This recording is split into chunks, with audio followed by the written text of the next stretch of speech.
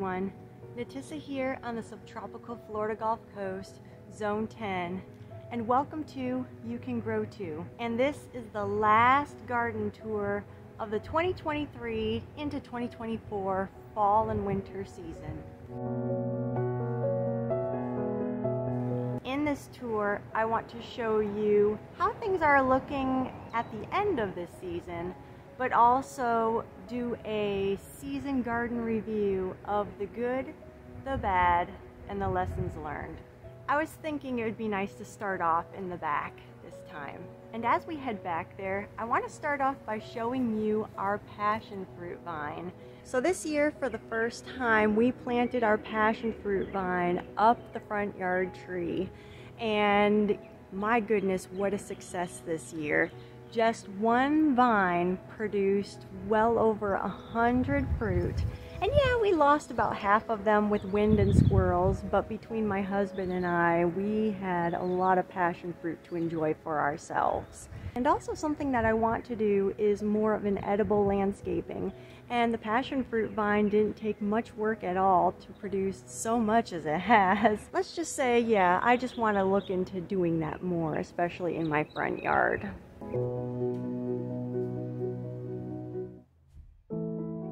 So here we are toward the back area of the garden, and this portion on the side gets a lot of shade because of the winter sun and the placement of my house. And in many of the past garden tours, I talked about how I just didn't really take care of the spot, just kind of, oh, too much shade, you know, whatever. And I have taken a lot of what I call my free plants, basically seedlings from the garden area, and mainly greens, and moved them to this area. Yes, they grew slow, but yes, they grew quite a bit considering. So the lesson learned here is definitely utilize your places in the garden, even if they don't seem ideal. There's a lot growing here right now. In fact, in my past tours, if you remember the mystery plant that was in the Rebel Plant short video, I had one of my tours wondering if it was a squash or if it was a melon, and still to this day, we don't know exactly what it is.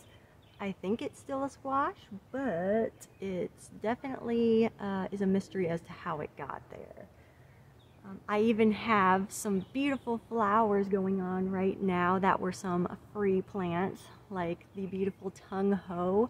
And gosh, I'm going to do that again. Next year, I really want to take this space and instead of just saying, whatever to it, maybe really take those extra seedlings out of the garden, move it here, because even though it doesn't look organized or well tended to, I definitely see the success in what can grow here. I even have a tomato plant growing larger tomatoes here in the shade. Yes, not very productive presently, but as the sun is coming over, it is getting larger and larger and setting more and more tomatoes. So definitely consider these spaces in your garden. And this is a lesson that I have been kind of enforced into me from this season. And going back to the free plants I had mentioned earlier, I did do a video on that about how I take extra seedlings in the garden and move them around in the garden. And I've done this in years past and seen great success. But this year, being that I have been recording my garden more throughout the season and been able to look back at certain points and also compare it to what's going on now, free plants, check out that video, because my goodness, this year it was very evident to me of the importance of that.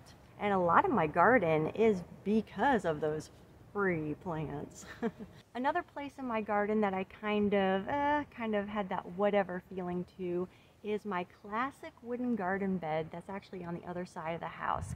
And I have intentionally planted certain plants there too, like the borage, the Celtis lettuce, but what really thrived there were the collard seedlings that I have taken from other parts of my garden, free plants, and they have really thrived there, and I've been harvesting from there throughout the season. So again, a place in the garden that I just kind of overlook during this time of year, fall and winter, when we have more shade. Definitely going to utilize these places more. So that's a lesson learned. From here, we're also going to look along the back of what I call the cornerstone bed, and gosh, a lot of good and bad and lessons learned there. To start off, we planted a lot of peas to have the back fence work as a trellis, and my goodness, really no peas have shown up, very few plants, and they just weren't thriving as well. And partly my fault in one area because I didn't deal with the butterfly pea growing there, as I've mentioned in the tours. But the rest of the peas, they came up, they died, bugs nipped at them. It's possible that I didn't keep the ground as wet as I thought. That is what I'm finding actually very much this year. Well, kind of a crossover from summer till now is it's really difficult for me to keep our ground wet and moist, even though I do the mulch and chop and drop, but it's a thing I'm really trying to really accomplish here. One of my big goals. But yeah, along the back of the fence, the peas did not do so well. But what did do very well was our daikon radishes. I have the flowering Chinese cabbage, also known as, gosh, I struggled with it all season, but I think it's choy sum. I think that's it. Some choy. Anyways, the Chinese flowering cabbage grew very well here, and I liked that.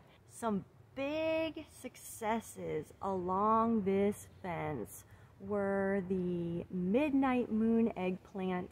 It is a hybrid. It is still producing so many eggplants, even though it is looking like it does need to be fed a little bit more with fertilizer, and I'm sure it does, but still producing. The Aros Campolio pepper, it's starting to send off its spring growth, ready for more peppers. So this area is really making me think of the fall and season for next year in maybe more eggplants, more peppers, since I live in a place that doesn't freeze. So yes, a lot of different plans, you know, that are turning in my head for next season.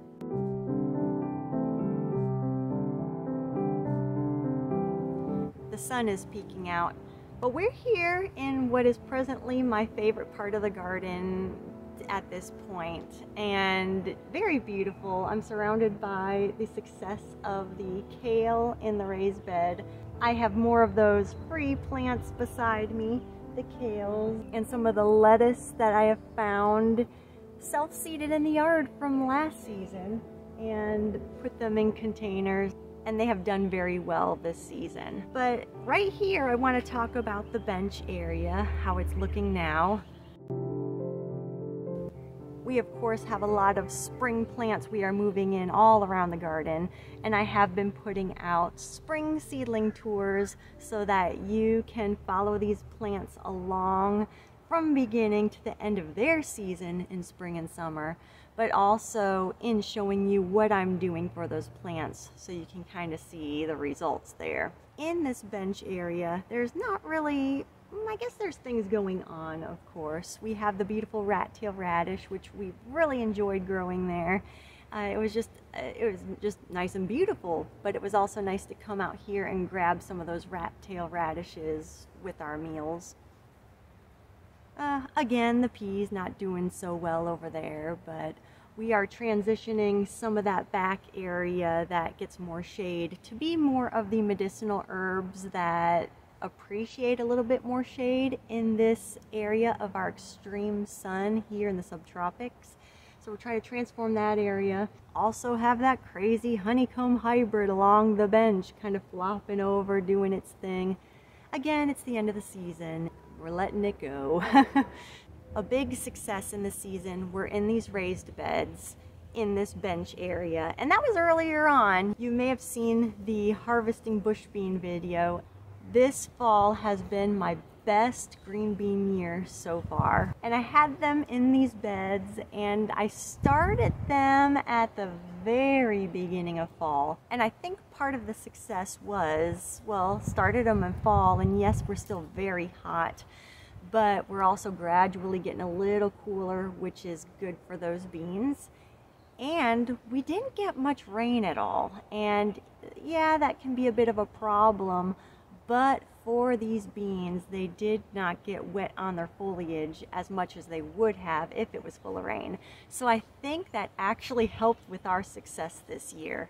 But yeah, the winner of our beans this year has been the dragon tongue bush beans, which I was shocked about. They're very big and beautiful, and they were the first beans to produce and also the last. And even when the plants were looking so horrible, and generally that means the fruits or whatever you're harvesting from it is not going to be the best, on those beans it was. So major success this year with bush beans. I'm already thinking about what to do for next year, probably going to do the same thing, and I have plans for this back fence next year because of our wonderful bush bean harvest of this year. Going to that beautiful flower right behind me, in my first tour, I mentioned how I really struggled growing zinnia flowers, and watching so many people grow it, it's so beautiful. But this year, after seeing those, what I think I've pronounced vincas, they just grow so easy and so beautifully that it has been just a major reminder to me, grow what works. It's nice to grow different things and try new things, but gosh, as time is going on in my gardening years, I just want to stick with what is working, and they are so beautiful. So that's kind of a realization, a lesson learned, that, you know, stick with what's doing well. This is great.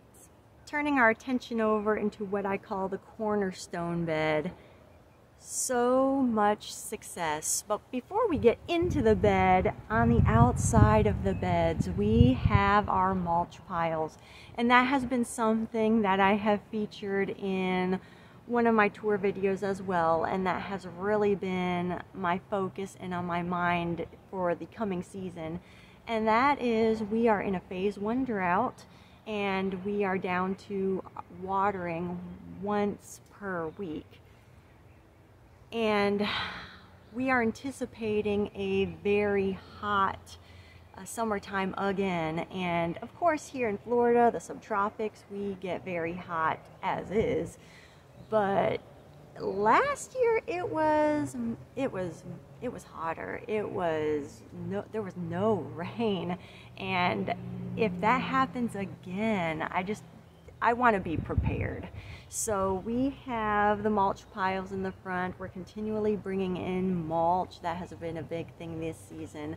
I've been laying down mulch even in the beds, and now with our spring seedlings now coming in each of these beds as well, we are trying to get them set up with, you know, a layer, at least an inch layer of mulch. And hopefully the plan for this coming season is to continually do that. But basically the lesson learned from, well, I will say from the summertime into now, it is thinking about how to keep moisture in. So that's what I want to do moving forward. Just a note for myself and maybe for you, it is very hard to do. Not too long ago we had a really nice rain, and gosh, had about 5 inches. And I went around the garden and just started digging a little bit in the soil to see how deep that water penetrated. And it wasn't deep at all, just dry sand. And that's the thing I battle with. So like I said, moving forward, trying to keep the moisture in the ground. So now moving into the cornerstone beds. This year, our tomato harvest was the best we've ever had. We grew a lot of large heirloom tomatoes. And what made it extra fun is we had this heirloom seed pack of a mix of heirloom seeds, and we just planted all of them. And as the season went on and as we did the garden tours, we got to see which was which. You often hear, if you live here in the subtropics of Florida, that you can't grow tomatoes, or at least you can't grow the large tomatoes. And really you can, it's just you may not get the largest yields as maybe in a temperate climate or in an area with better soil. But this year I discovered the trick for me. Instead of starting the seeds in the ground within, mid-late October, I started them from seed in little containers in my carport in August. And that is our hottest time, but we do have the sun that comes in and allows the cement floor to be warmed up. And the tomatoes grew well there as long as I kept them watered, and they did get leggy. But I did put out a video on what to do with leggy tomato seedlings, and this season has been evident of that success and the success of starting them early, because we were getting tomatoes in, gosh, by December and January. And now, as the rains were coming in, the plants are looking very diseased, and a lot of our tomatoes are being eaten by the birds and critters because spring is practically here, and all those critters are getting their nests ready. And other years past, when I would do my tomato seed starting later, they would be actually coming into their production at about now, and gosh, it was very hard to get any tomatoes in the house because critters would get to them first. So this year, big success with the tomatoes because of the timing, and also, like I said, we didn't get much rain, and I had to keep the root system well watered, and I did water like every other day and every other week, do some compost tea, and I do believe that helped greatly. But with no rain means the foliage, the leaves are not getting wet. And tomatoes are known for getting really diseased if you keep their foliage wet. This year, best tomato year ever. So I know for this year, in starting my tomatoes, start them in August in the carport, get them out here by the end of September, keep them well watered, and we should be getting our tomatoes before all the critters do in spring. But yes, so many tomatoes. We've discovered that we like tomato sandwiches. I tried making a tomato soup. I gotta work on that one a little bit. And had fried green tomatoes for the first time and really enjoyed it. So it's been a season of just discovering what we can do with what we're growing. I've never had this many tomatoes to test with. Another great highlight to me was the success of all our mustard greens in here. We got so excited for our greens that I made a short video on the celebration of our first fall and winter salad, very much into our greens. A new kale, or I should say maybe mustard to us because it's a relative of both, was Ethiopian kale, and it tasted so good, it grew so well. In fact, these flowers here behind me are the Ethiopian kale going to seed. I am glad for that. I have not been able to get my other kales to go to seed, and I like it because it's just, it makes me feel secure knowing that I can save my own seed. And I still buy a lot of seed and love to buy seed, but I do try to have varieties that I can grow, that I know that I can save seed if I need to. And Ethiopian kale is good with that, and it tastes great. And a really different taste too. I've tried it young and on the older side as well, and tastes like, your regular greens. Very good, not too tough of a leaf, but not too soft either. But at the very end, the flavor kind of has this onion garlic taste to it. Not super strong at all, but just enough to say, wow, that's really good, So used it a lot for our salads and cooking greens. Ethiopian kale. While we still are here next to the cornerstone bed, another lesson we have learned is have a better plan for your harvests. Meaning, you know, I'll say I didn't expect to have such a good tomato harvest this year, so I didn't really have much plans in what I was going to do with our harvests, but my goodness, we had a ton of tomatoes. And I just didn't expect that. But this season has really shown me through our tomatoes, through some of our greens, and actually cassava that I have harvested this year as well, which I didn't really feature in the tours, but in the future I do want to show that. But with all these large harvests, and we're still harvesting from this garden, I need to have a better plan, which is great. It's showing that we're doing very well, but that's something I do want to improve on. So a very beautiful area, very productive space, and yeah, gotta get it cleaned out because we have some spring plans and spring plants. This area along the sunroom was more of something behind the scenes. It was something I did last year by growing different edible plants in food containers. I was just very surprised with how much you can grow in just a small bit of space. So this year I will be putting a video about it very soon, but I did a little food container garden and had decent success with it considering some of the obstacles that happened along the way. So stay tuned for that video because I think it's just, I don't know, so empowering to see these simple ways that we can grow our own food. But right now, as you can see, everything is going to flower, it's going to seed, which is great because now I can save my own seed as well. And also, like I said before, in the spaces of the garden that just didn't seem like it'd be a very productive space, this was one of those spots as well. And next year I want to be doing this a little bit more, and this may be the perfect place to do that. Behind me represents one of the biggest successes of the garden this year was that I discovered that I can grow large brassicas. I'm talking about your broccolis, your cabbage, and maybe large kohlrabis. And if you remember with the tours I've been doing, this container was where my prized cabbage was growing, and we just harvested it a couple weeks ago, and now of course have peppers in it. But the thing I learned this season again was timing.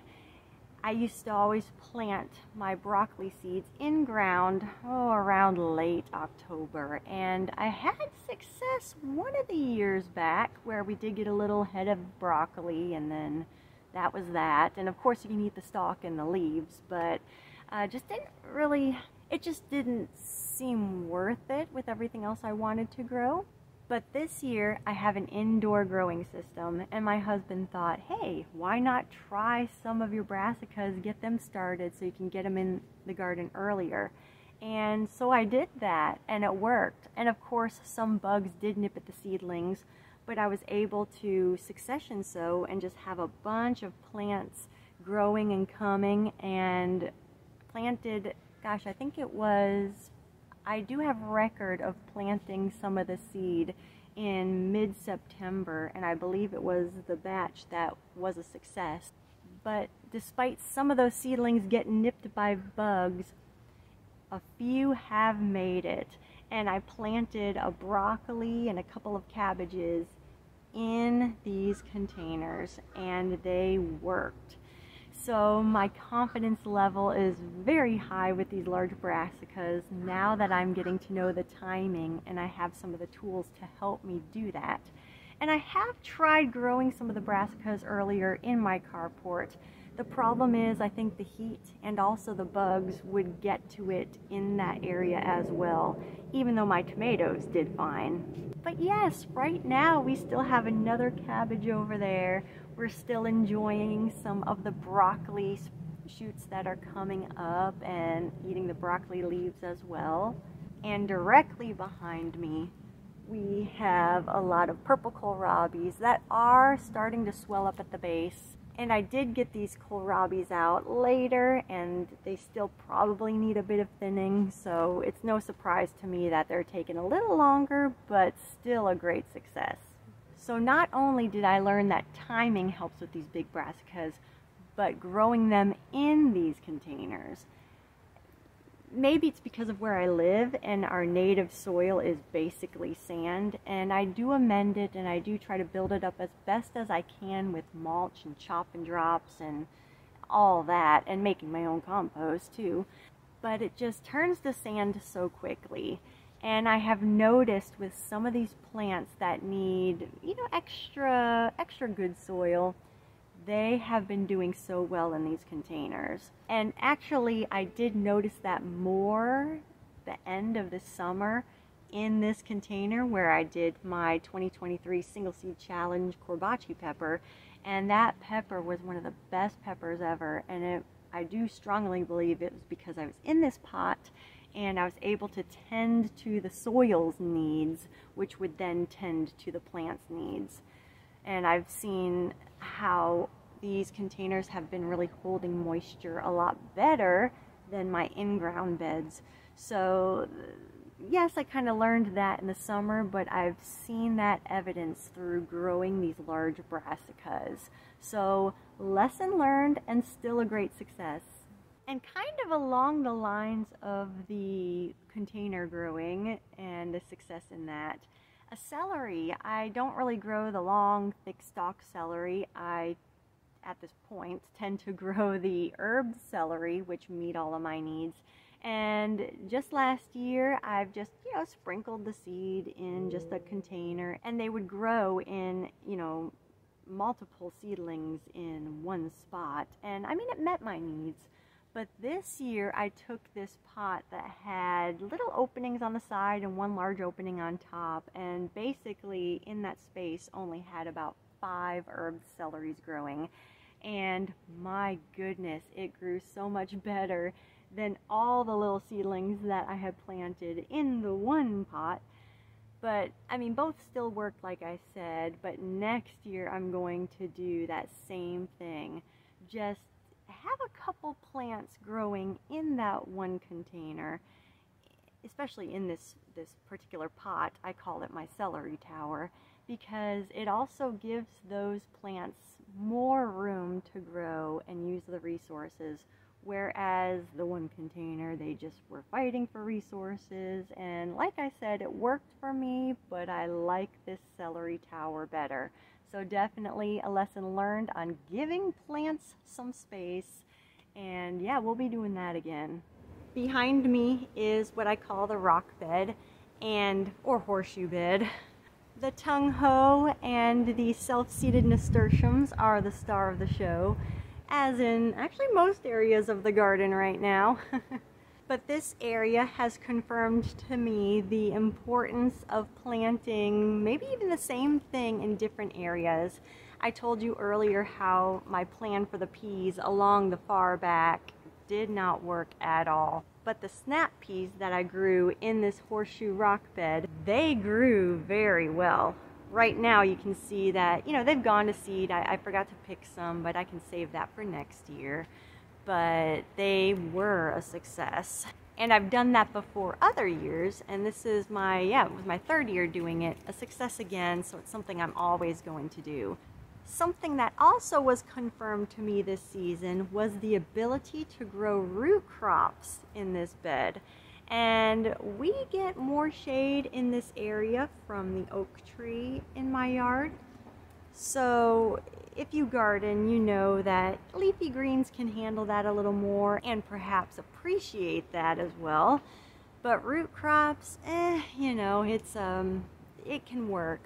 But it worked pretty well with the rutabagas in this bed, along with my beloved Chinese cabbage. Oh, it was so beautiful, so wonderful, so tasty. So I'm really thinking of dedicating this bed to a lot of the Chinese cabbages and root crops.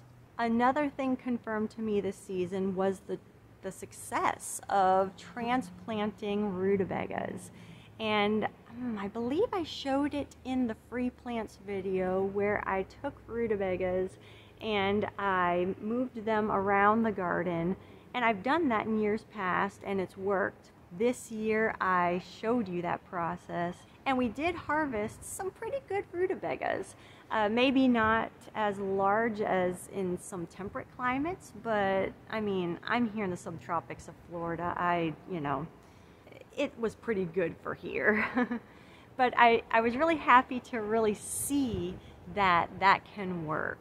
So next year I'm probably going to be confidently doing that a little bit more. Perhaps even starting some of my rutabagas in some seed starting trays. Here we are at the last main section of our fall and winter garden. It is what you've heard me call my Titanic beds or Three Sisters beds. The largest raised beds I have right now. And such a success with our salad crops, like our lettuces and mizuna, and a lot of them have gone to seed. You'll see a lot of the lettuces starting to flower, and that's where the seed comes from, and the mizuna as well. And just the other day I just started my chop and drop, where I cut the plant down, lay it down on the beds to help give the nutrition back. And in these beds and this whole garden in general, we have been planting our spring and summer crops. So the chop and drop is really helping, just like I said, add nutrition back to the beds. Still very beautiful as things are just kind of fading out, or like I said, flowering because they're going to seed. There's a beauty all in its own. Of course, what I've absolutely wanted this whole season, even I mentioned in the first garden tour I've ever done, was the nasturtiums to fall over the front of the beds, and they are doing that now. Actually, also behind me you'll see some of the self-seeded nasturtiums that happen every year. I feel like it's just getting better and better as the years go on, but all at the base. And yeah, I want that to keep happening. There are bees and butterflies around me during this entire tour. So many things in bloom, so many things coming to bloom, like our spiderworts every year. So beautiful. And with the yellow, orange, reds, and now this bluish purple coming up, just lovely. What I really liked that happened this year that was very unintentional was, well, I do let my lettuce go to seed, and I let a lot of things go to seed because I like to save the seed. But, you know, I don't get all the seed. And this year we had a lot of lettuce that just self-seeded among the garden.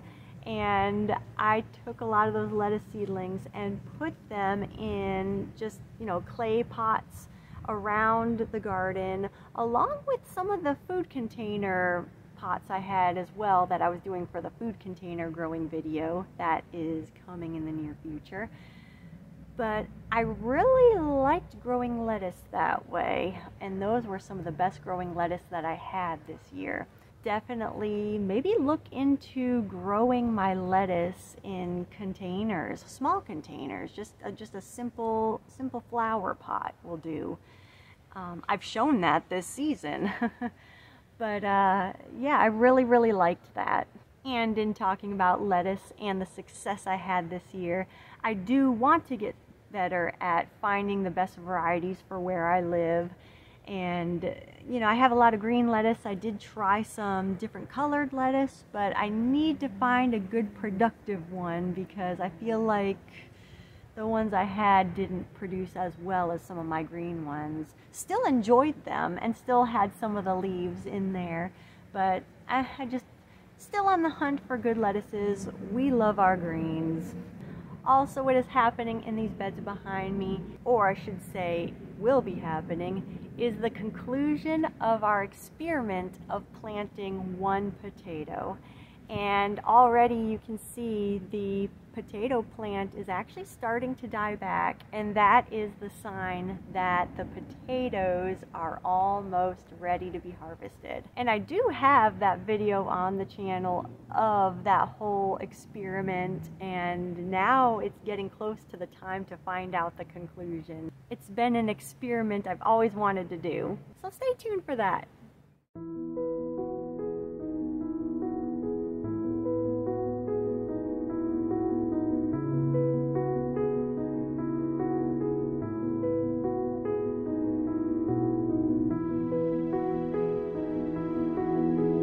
What a perfect place to end this tour.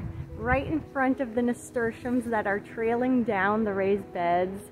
Exactly what I was hoping for since the beginning of this season. And about the place where the thumbnail of the photo from the I'm Planting Everything video for this season, that photo took place right about here. Just about everything in this garden came from that video. And now look at it. Overall, this was a very good gardening year for us. Actually one of the best. Lots of harvests, lots of fun, lots of learning, and it was also the first season that you were able to join us. This was the season we started our garden tours. Even though this has been our best gardening year yet, for myself and many other people that I know, it just seems like in a short period of time we have lost a lot of people that we love. And one of the last things my grandpa told me was to keep growing those tomatoes. Actually, he probably said it more like keep growing them tomatoes. And what beautiful timing to have had one of our best tomato seasons yet. But I hope that you keep growing your gardens and keep growing as a person. I know for me, gardening has really helped me do that, grow as a person. So I hope it helps you do that too. Thank you so much for joining me in the garden this season, and I hope to see you in the next one.